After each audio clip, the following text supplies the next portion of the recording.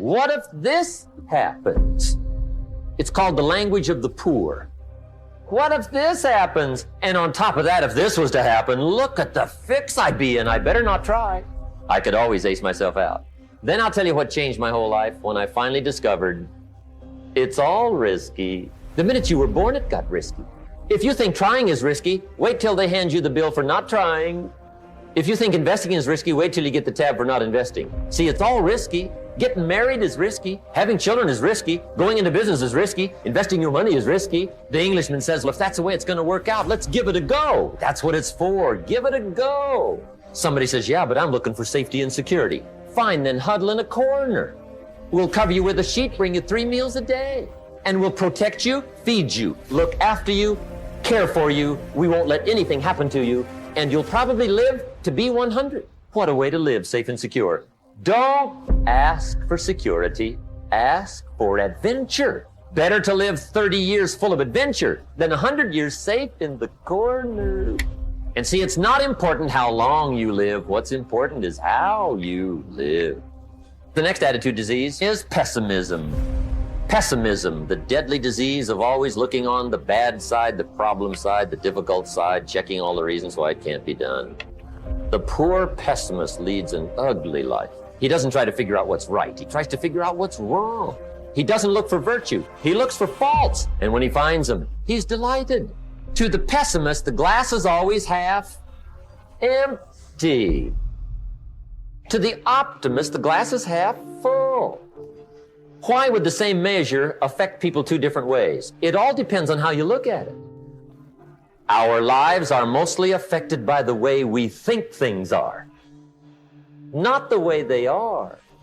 There's a subject we don't have time to get into tonight called better thinking habits. Poor thinking habits keeps most people poor. Not poor working habits. Most people work hard, but they don't think hard. The mind is like a factory, a mental factory. And whatever you think about all day long pours ingredients into this mental factory.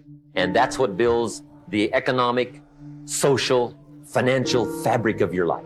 I used to start the day reading the morning newspaper. You can believe that or not. I'd get a cup of coffee and read the paper. I'd load up on wars and riots and murders and stabbings and killings and bank robberies and muggings and car wrecks. I'd even read the back pages. I seem to like that stuff for some weird reason. I'd load up on all that, and then I'd start the day. You can imagine the kind of days I used to have. The guy says, I want to be a great leader. Wonderful. The first thing we do is follow him to his house. When we get there, we walk in and check his library.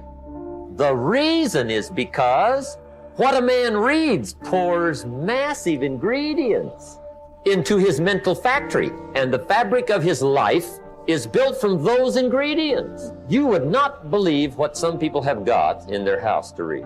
One of the best dressed up words I know for a lot of it is trash. Can you imagine dumping a barrel of trash into this mental factory every day? You might as well try making a cake with cement. The kids back in Danbury, Connecticut, high school, they're asking me questions one day. One of them said to me, Mr. Rohn, how do you build the good life? I said, it's not easy, but it's simple. Here's how you build anything. Select the right ingredients, keep out the wrong ingredients, and it starts with thought. So you must be wise and careful what you think about.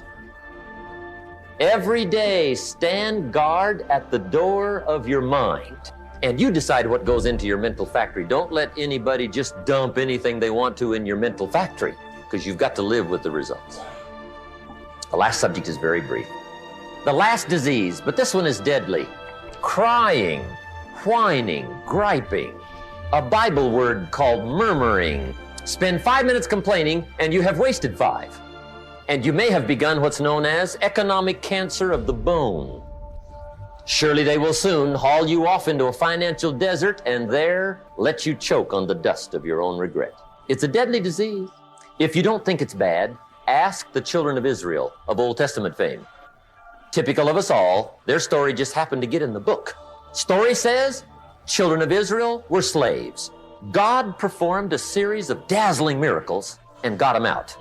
And now they're heading for the promised land. Remember the story?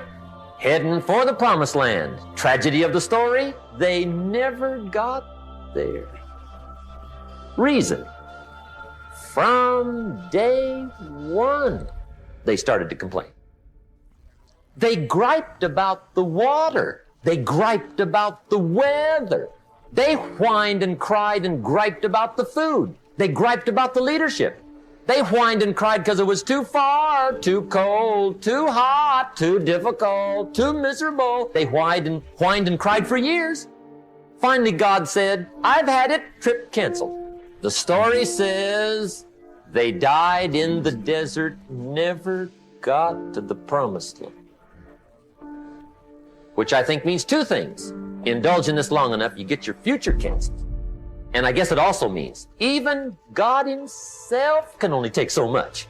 Just be on the lookout of the things that can destroy all the good you start. The war is on. And this evening, tomorrow, mentally, personally, socially, economically, you got to make sure you're winning the war. And this is part of it.